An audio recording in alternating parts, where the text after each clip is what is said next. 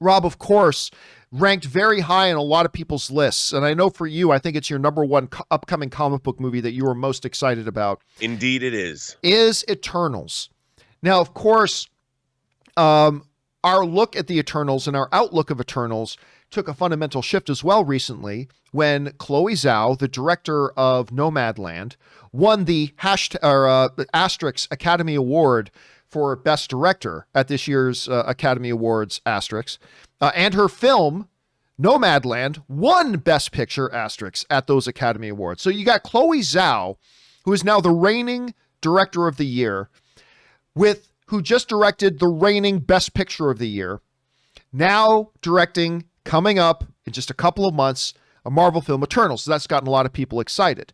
Now, in a big Disney promo video they put out the other day about the return to cinemas, they featured a few seconds of footage from Eternals, and that was kind of our first look. But now, this morning, they've released what they're calling a teaser. It is over 2 minutes long, but still, they're calling a teaser, our first teaser of the Eternals. And Rob, I gotta say, I thought it was for a very first teaser, it was pretty much bang on the money perfect. Yep. Understanding it's a first teaser. They're not meant to give us the plot. They're not meant to show us a bunch of the money shots. It's a first, here's your first just little taste about what it is we have coming. And it shows them, Rob, throughout spanning the different eras. It shows them coming to Earth during, the earlier days of mankind walking the Earth. We hear that their philosophy, we will be here. We have helped guide them a little bit, but we have never interfered. We have never interfered. So basically, they're giving us a setup. These beings came to Earth thousands of years ago. They have watched our civilizations, grow and develop to the point where they're now. They have always taken the hands-off approach. We're never going to interfere with what they got going on, blah, blah. But then they give us a tease and they say, until now. So clearly, not Thanos. That wasn't enough for them to decide that it was time for them to interfere.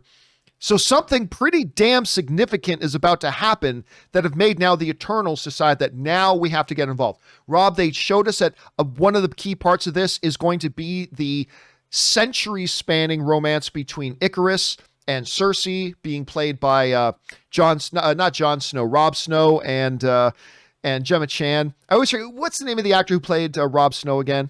I keep forgetting his name. Richard Madden. Rob Stark. Rob Stark. Sorry, I said Jon Snow, Snow's didn't I? Jon Snow, Rob Stark. But Jon Snow's also in there.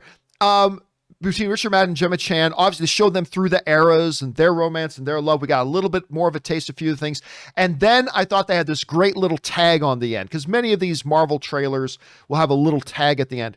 And their little tag at the end, having them going, so now that Captain Rogers knows that they didn't say Captain America. Now that Captain Rogers and Iron Man are gone, who's going to lead the Avengers?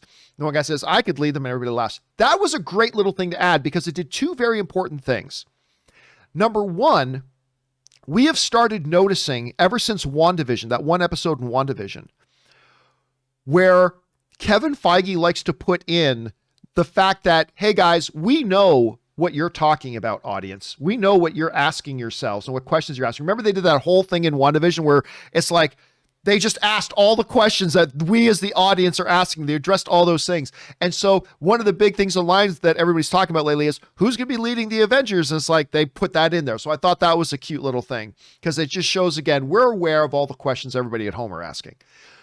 It also was, if you watch this trailer, there would be no reason to assume that this was a part of the MCU. There is nothing in this trailer that remotely suggests it's in the MCU.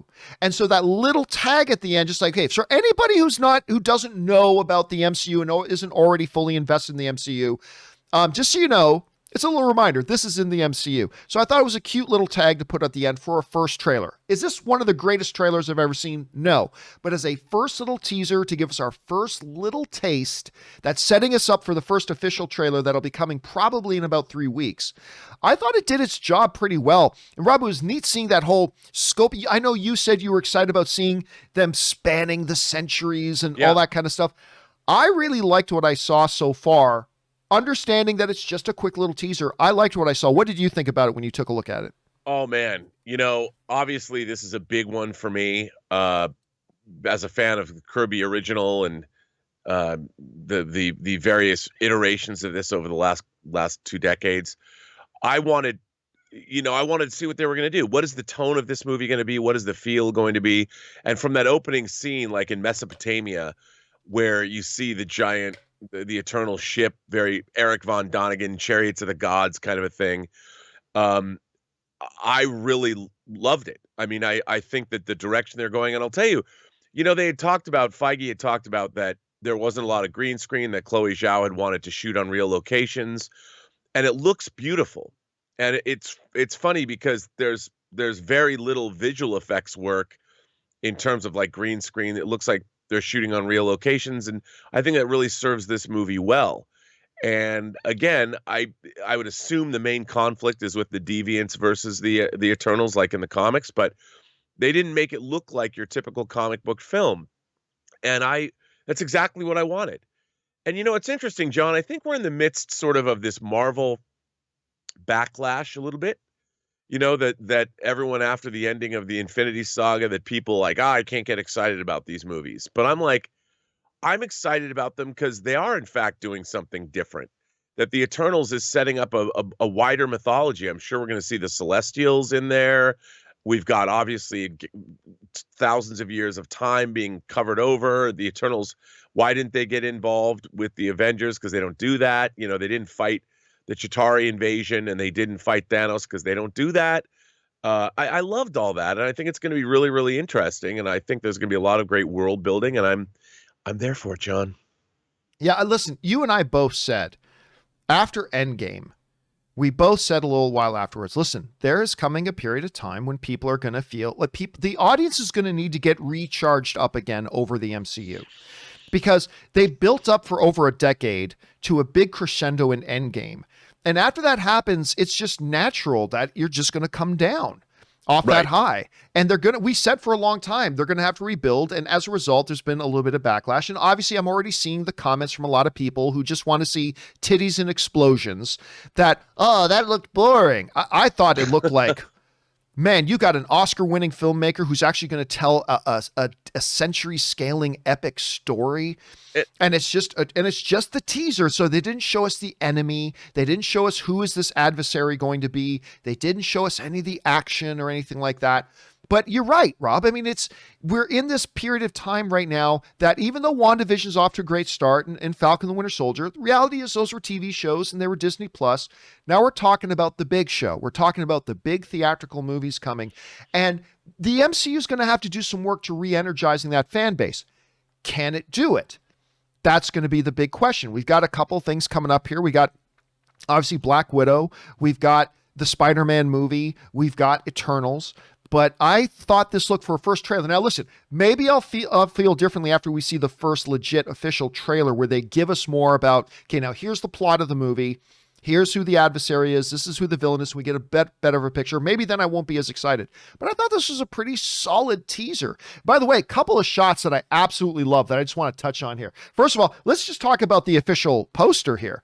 I think it's beautiful. Yeah, it is. I think it's a really, in an age when posters are usually just giant floating heads, them using, like, they just set a feel. They set an atmosphere for this. The silhouettes of the characters, the sunrise, their ship in the background. And I love the little tagline in it, Rob. In the beginning. I love that. That little line right above Eternal says, in the beginning. And I think that's a great little tagline. But a couple of the other images that I love from this, Kumail Nanjiani doing the Bollywood dancing in it. First of all, how great does this dude look? How great does Kumail look? He looks fantastic. And seeing him doing like the cultural dance thing, love it. I'm dying to see this movie just for that scene. Well, also, John, the use of the Skeeter Davis song, The End of the World. Yes. In this, I mean, from the early 60s, going with that kind of feel, I'm like, well, that's interesting. It looks like, the beginning of the world when the Eternals arrive, with Early Man or whatever, and then the incongruity of this song. And it's this, I thought, what a great choice. I mean, that was a really interesting marketing decision, and to use that song in the trailer was about the last thing that I expected to see them do. And they're, like you said, they're coming out. think this movie's going to be quite surprising. I've heard there's rumblings that this movie might have its early debut at the 2021 Cannes Film Festival. That's what I heard. Yeah. That would be insane. I would be down for it. By the way, but there's another image, Rob, that I don't know why, but I got chills. I got chills when I saw it. Are they multiplying? Well, when they start, I don't know the name. I can't remember the name of the character. He looks like the dude who plays the Flash. What the woman choker? What's his name again? I'm freezing it. What's that? No. The movie version. The movie version of the Flash. I'm freezing on his. Why am I freezing on his name? The guy who likes to choke women for fun. Yeah, now you're. Now I'm freezing on his name.